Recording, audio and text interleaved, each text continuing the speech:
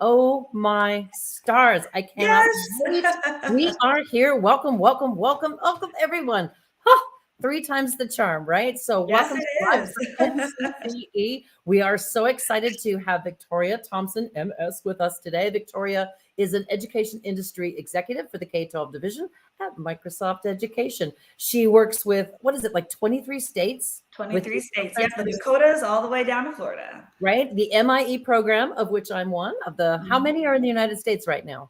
We have 830. 830. And showcase and incubator schools. So she is a Mhm. busy gal. Plus, as an ISTE ambassador, she's also named to the as a top 30 K-12 IT influencer in 2021 by EdTech magazine. And she's coming to us after a big finish in FETC. Just what did it end, yesterday or today? So it ended today, but I came back yesterday because I was like, I need a break before TCEA. so I'm back home now. Yay! So Victoria, data. So how can I use data to improve things in my classroom? I can't wait to find out. So dish, Yes. tell us more. Yeah. Let's talk about it. And before I go ahead and share my screen, I want to point out that data is communication, right? So, like the data that we have can help us communicate our outcomes.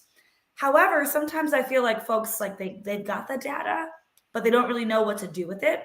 So I'll actually be giving like a whole workshop on this when I'm at NCCE this year, which is really exciting. I'm a featured speaker, but I definitely wanted to give not only y'all a taste, but just kind of talking a little bit and having a dialogue about what it looks like to use data to create these positive school solutions. So I'm going to go ahead and share my screen, and it's happening in 3, in 2, and it's getting there. Okay, that's the PowerPoint. Small view, and now we're going to make it nice and big. So Tammy, can you just confirm that you can see it? Yes, hopefully, verbally, because when I have it nice and big, I can't see.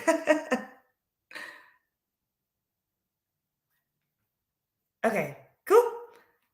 I think so. Let's see. Yes. All right, I'm going to go ahead and make this nice and big. All right, so we're going to talk a little bit today about using data to create these positive school solutions, regardless of where you're working and what you're doing. I pulled this, and honestly, I created this session out of a lot of different things. So you're going to see a lot of different resources. We're going to do a lot of different things, but if you want to connect with me afterwards, that's my Twitter handle right there. It is at Victoria the Tech. That's where you can find me, and my dog makes a lot of special guest appearances. But I do share a lot of resources with regard to using data, school solutions, anything from literacy to STEM. I talk about a little bit of everything. So here's a little bit about me before we go ahead and get started. So I am a proud product of New Jersey K through 12 public education. So born and raised in Marlton, New Jersey, which is just south of Philadelphia, Pennsylvania. I am a Winter Garden, Florida resident. We moved here about 2 months ago from the Seattle area.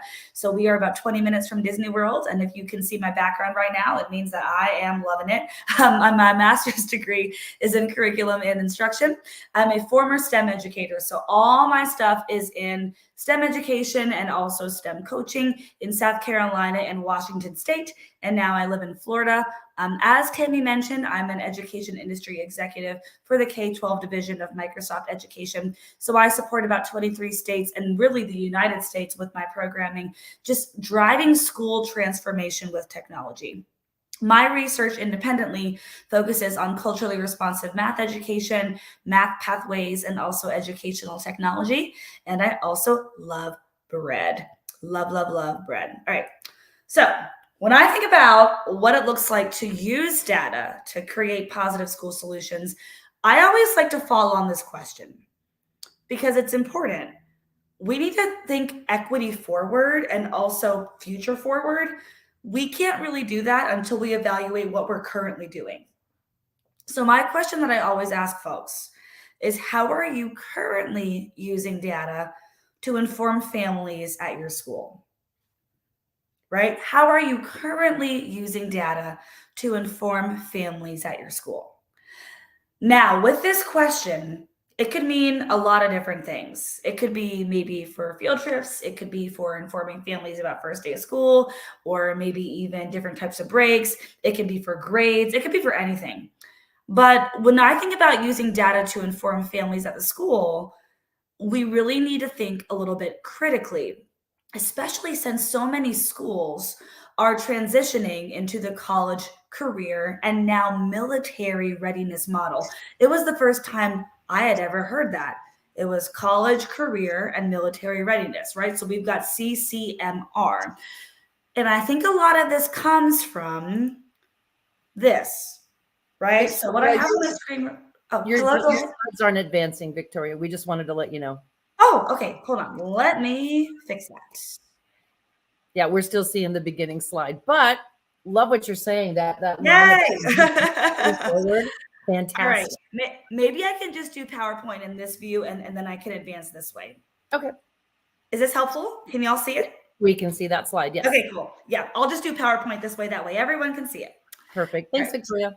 Yeah, cool. Thank you. All right. So what I did was I went through and I was talking about this question. How are you currently using data to inform families at your school? Because this can mean a lot of different things. And I think that the reason why it comes from that is because, again, of this. So we've got the AP classes, we've got IB programs, we've got various types of honors and gifted programming. Even at the elementary level, we see these conversations happening. And even if it's not about a field trip slip, even if it's not about who's going where for class, we need to still be having these conversations because families are talking about it. And even when I was in school, when I was a learner, AP classes and high school and also the gifted coursework, it was kind of a big deal. We were told that if you want to get into a top tier, right, like air quote school, that you need to have honors or AP coursework within your repertoire. And that data was something that the school needed to have in order to prove that so many students were going to these classes. And when I think about how this looks like in like a modern setting, right, like 2023, the rhetoric is shifting a little bit around college, career, and again, that military readiness. But at the same time, students and families still need to be aware of what's going on. So the data that we're going to be talking about today is going to be that academic data, depending on where students are and also how they want to thrive, right? Because sometimes we want them to be in places and sometimes they might not care for it. They might want to be somewhere else. So I'll give you an example. One of the schools that I worked at years ago, these were the pathways that were given during that time frame. So you'll notice that there's 3 pathways, and I'm focusing just on math right now because math is sometimes a gateway into other coursework and also other college classes. Things like engineering, right? Things like STEM, those courses. So you'll notice that pathway 1 puts students in a pretty good place. We've got the integrated math in grade 9. We've got the geometry in grade 10, the IB Algebra 2 in grade 11, and then the IB Pre-Calc and Stat in grade 12. Pathway number 2 is a little bit different. It's a bit accelerated, right? We got the geometry when they first enter, the accelerated Algebra 2, and then they have more choices. They can either go IB Algebra 2 or IB Calculus, and then filter down to IB Pre-Calc and Stat or IB Calc. They have more choices is what I'm saying. And then for pathway number 3, you start at accelerated algebra 2. Then again, you have even more choices. You go to IB pre-calc or pre-calc for HL, a higher level, IB calculus, IB advanced calculus 2, but then they both end at the advanced calculus 2. Looking at this from the student lens, a lot of students were thinking how this might play out for them independently. From the familial lens, we were having some challenges because if you're looking at this from a bird's eye view, we did have families that wanted their students to be in pathway 3 from the onset, even if their skill set was at pathway number 1. So we did encounter a couple of challenges with that. And again, that's how we use this data to drive those positive school solutions. So it comes from wanting to make sure that we want our students to be safe and sound. We want to make sure that our students are fully equipped with the data that they have, and also that we're fairly communicating this with our families that are involved. So I'll go ahead and give you an example even more of what happened. So this is a completely fake report card. This is not a real one. However, I did take some components, right, from things that I've seen just over my years in education and in various roles. So this is based off of a student that I had years ago where they were trying to enter pathway number 3, right? So entering that algebra, right? Like algebra 2, accelerated algebra 2 pathway. So if you're looking at this report card right now, this looks perfectly fine. I see mostly A's across the board. I see 1B. I see a lot of stuff positively when it comes to the terms and the finals. I also see that the GPA is fairly solid. So when I'm taking a look at this, I'm thinking this person is going to be one of my top students, right? Mostly A's, 1B. We're doing pretty good. Geometry final grade, 90.53, right? Math 9 grade is an A. Awesome. But then once we actually get to the meat and potatoes of the semester, here's where we struggle. And again, this is where data can be very helpful because I see hundreds across the board for a couple of different things. Lots of classwork, lots of warm-ups, lots of different types of homeworks. But then I also see for quizzes and tests, right, assessments, that we're struggling a little bit. And this is where I think, what can we do to help as educators? And what can we do to help as school leadership? Because the average class grade at the time was at 86.5%, but the student's grade was a 67.2%.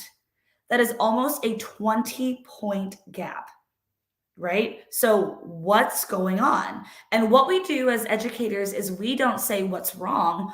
We say what's going on and how can we help you? What's going on and how can we help you? So with that being said, let's go ahead and figure out how we can make that happen. And the way that we can make that happen is we need to communicate what I refer to as wins and losses with families. Losses, I do have a challenge with because I don't like to view anything as a loss. I think anything can be viewed as positive. However, there are some moments where you have to step back and say, okay, I lost here. And what can I do to regain the win? What can I do to think maybe a little bit differently or maybe a little bit more critically, right? So how do we communicate these wins and losses with our families? And that comes again from viewing data as an entryway. And sometimes when we hit families with data on the onset, they are not happy because we have not established a relationship with them yet, right? We have not had that initial conversation. Everything that I'm going to say here on out helps to build this conversation with families. So that way, if you need to have tough conversations, simple conversations, any conversations, we're here for that. So what I did was really before school starts, you got to get familiar with your data tools. So in the schools I've worked in previously, we've used a hodgepodge of a little bit of everything. The first school that I worked at was a Google school before we transitioned over to being a Microsoft school. So we did have like Google Analytics and like calendar and all that stuff. That was really neat because I could see what I was doing during that time frame and also how I was kind of structuring my day.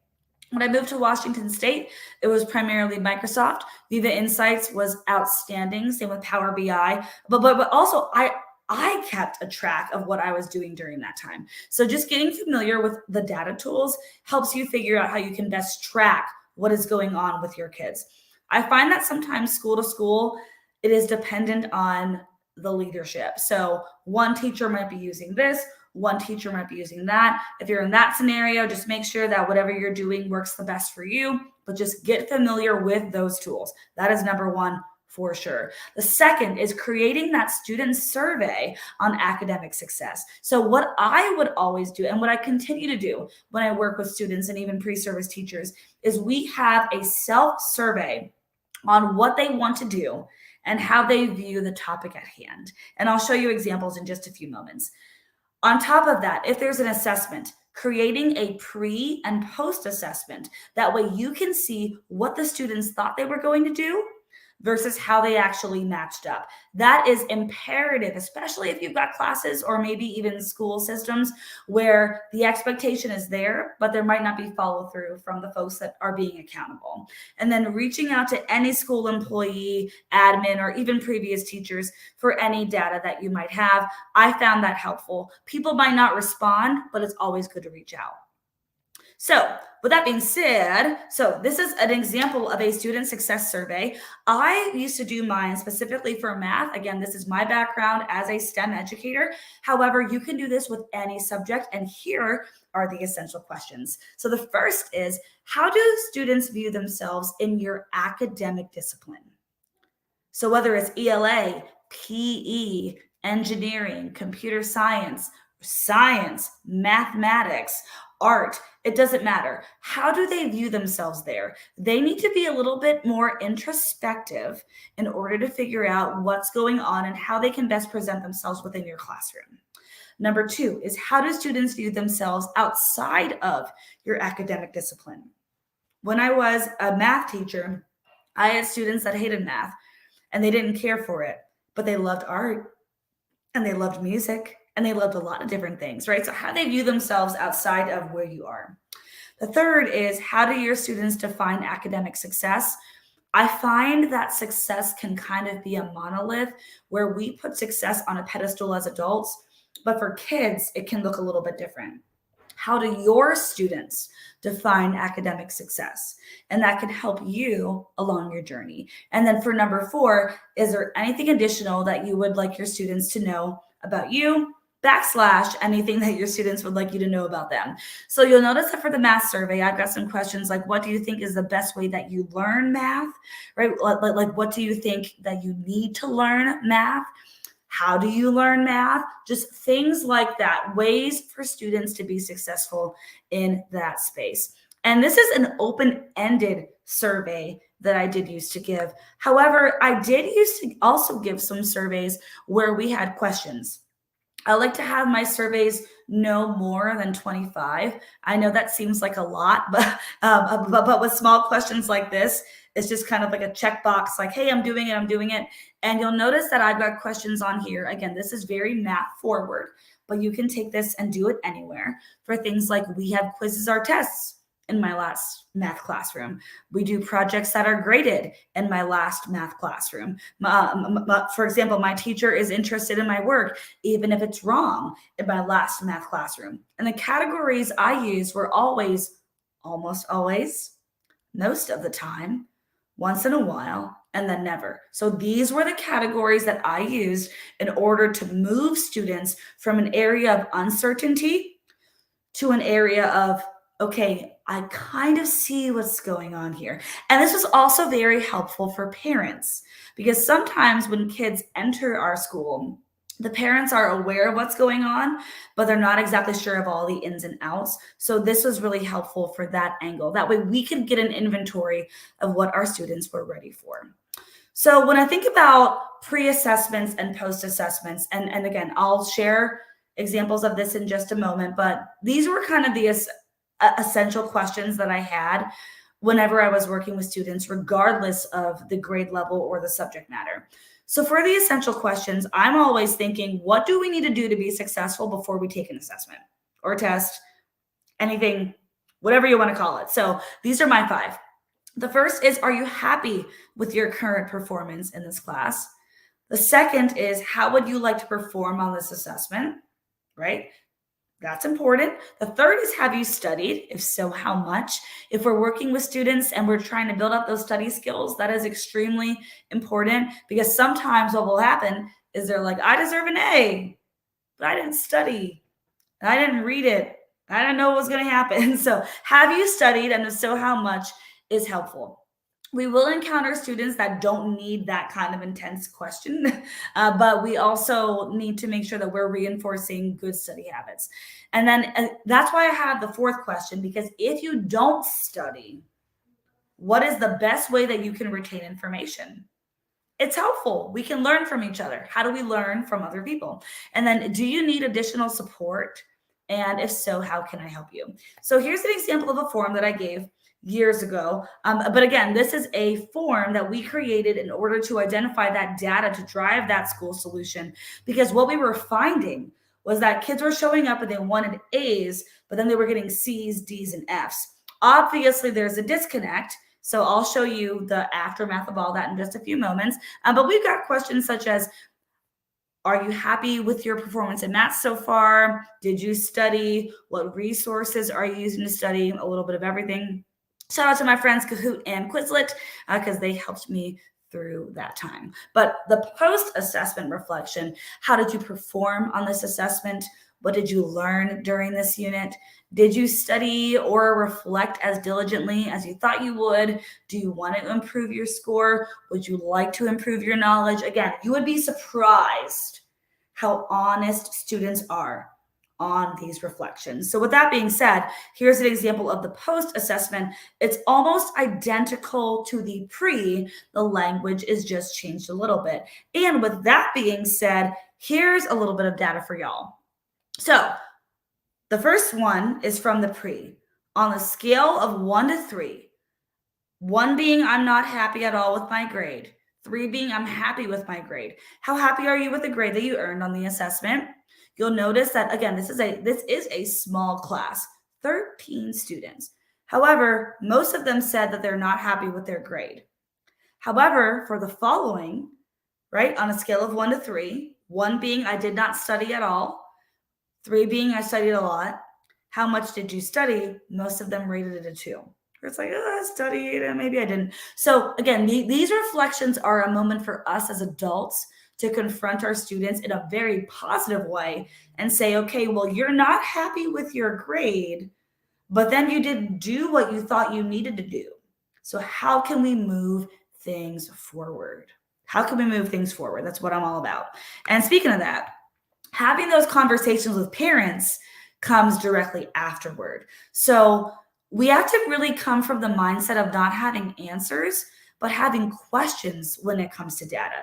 And I'm not going to go over all of these framing like phrases because I use these very heavily when I was in the classroom and when I was an instructional coach. And even now when I speak with teachers and I work with teachers around the area, but really thinking about what are the questions we can have to frame what's going on here. So a couple of my favorites, I'm not going to read all of them, but I'm noticing a large gap in skills in your son or daughter. Can we speak soon to address these issues? And it doesn't have to be son or daughter. It could be child or whatever you want to use. But that gap piece, I actually caught some heat in my last position because they're like, well, you don't need to use the word gap. I'm like, oh, we kind of do sometimes. You know, like if a kid enters 3rd grade on a kindergarten math level or 8th grade on a 4th grade math level, that is a gap. And I don't have a problem calling that out. So calling it out and calling it plain helps to set the playing field, but we're also doing this in a questionary manner where we're looking at the questions and we're collaborating together. If we frame it as a question, it is used for collaboration. Same with, for example, your child gave me a little bit of information about their class last year. Would you mind giving me some more information? Or maybe even, I have high hopes for your child's potential, but I'm concerned due to his or her performance or your child's performance on the last assignment. Let's talk more. What can we do to do more together? It is just so amazing what happens when there's dialogue. Now, when there's dialogue, the question then is, when do we bring in the data? And I always think, don't overwhelm a parent or family member with data on the onset because it's just too much. Numbers without dialogue don't do anything. You need dialogue.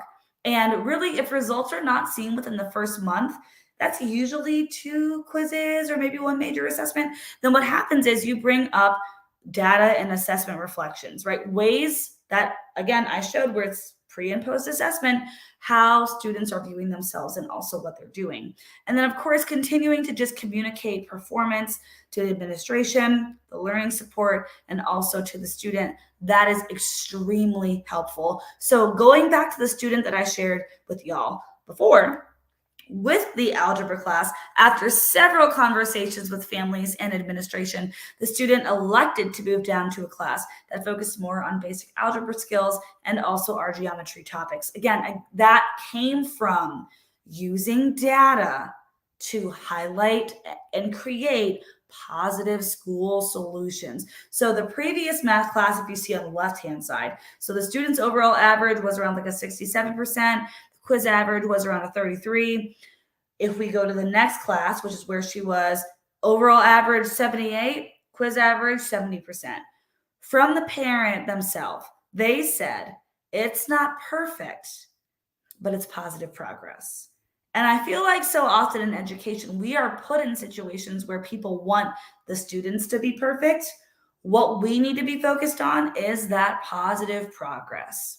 So I'm going to close out by saying that there's a lot of takeaways here and a lot of takeaways from how you can begin. The first is listen, listen, listen. Always listen to what's going on, because then you can create surveys and activities and anything really on what's going on with your students and their families when it comes to having that dialogue. Also, if you have concerns, track data as early and as often as you possibly can, because the more data that you have, the better that the situation can become. I also want to point out that these platforms really do the work for you, so please use them. I love forms, right? Like Microsoft Forms. I love Excel. I love all these different things that really do the work for us. That way we can keep a digital log of what's going on. That way we don't have to be writing on paper and all that stuff. I do love paper, but I love the fact that I can take my computer or my phone and I can pick up and move it around and take the data with me wherever I want. So these platforms really do the work for you. So please, please, please use them. And then as always, just clarify expectations for pathways with students, especially with the college, career, and military readiness track. Just make sure that if students have questions, you either have answers, or if you don't, you can point them in the right direction. So I'm going to go ahead and stop sharing. Bloop. Oh my stars. I love this. I wish I had watched Getting there. There we go. Just finished parent-teacher conferences. I wish I had seen this beforehand. It just makes me feel so much more confident in talking to parents, because it is hard to have that dialogue. And it is hard. Sometimes, I mean, when you say, oh, your child has a Lexile of 750, and they're like, so, totally, they're overwhelmed. I love that. There was a question of when you get the information from the students, when they give you the input on how they think they're doing, do you share that with the parents, or is that something that you keep separate? So that is something I keep separate until we have a family teacher conference. So one of the things that I would do independently is, after we have all that student data, I would have a conversation with the student and we would talk about what was compiled. And then that conversation, after we had that, became, do you feel comfortable with me sharing this with your family during the conference? Or would you like for me to keep this private? Because then we collaborate on the dialogue. So sometimes kids don't want their parents to know that they got like 540%, or they weren't showing up to this, that, and the other, but they wanted to talk about more like maybe showing up and showing out, what it looks like to improve study habits. So I will not share it unless the student okays it. The only way that I wouldn't okay it is if the student were in danger, or was in danger, or maybe if it was like a extreme risk. But then again, that was a conversation I'd still have with the student, where I'm like, hey, I'm going to bring this up, because you're failing everything. So yeah. Yeah, no, that makes perfect sense. Oh my stars. This is and this is just a taste of what you're going to be doing at CE 2026. Girl, this is just a taste. I'm going to have so much fun at the NCCE workshop, where I'm going to be talking even more about this and getting frameworks and working on frameworks for how to bring this live to schools. Because I've had so many instances where again, from South Carolina to Washington to now in Florida, I've kind of brought this everywhere, and I've got a little bit of flair everywhere that I go. So I'm very excited to share even more, because the next piece of this, especially in the K through 12, like middle school and also the secondary level, is what happens when they're post elementary and they want to be in a class that maybe teachers are uncomfortable with them being in. And it's not necessarily because we don't want them there, but it's because they might have a D in college prep English, but they want to advance to AP Lang and Lit. And that is a real conversation that a lot of us are having right now, where kids just want to skip jump. It's like having a kid go from algebra 1 to pre-calculus within the course of a year. And I have had that happen to me, where kids just want to skip. And that's, again, a larger conversation for college and career and military readiness. But things are changing because the world is changing, and some students just want to skip that credential and also skip the coursework. But then we as educators, we're kind of the ones that have to field all the questions. So during that session, I'll be answering some questions and also giving some frameworks for that. Outstanding. And by the way, there's still early bird pricing on registration. There is, yes. NCCE 2023 is in Tacoma, Washington. March 21st to 23rd. Yes. So where I used to live. I used to live in Tacoma before we moved over here. Oh, well, good. Well, thank you so much for giving us a little taste of all that exciting data. Sometimes people say data, that's boring. It is not boring. It is fascinating. Data is communication. Data is communication. We're totally going to steal that from you, Victoria. Thank you so much for your time, everyone. Thank you for joining us for Live from NCCE. We'll be back in the next month, which is February, with the Merrills, who are also going to be at NCCE 2023. Correct. So have a wonderful evening and have a great conference when you go, Victoria. Thanks again. Yes, thank you. Appreciate it. Excited. Bye, everybody.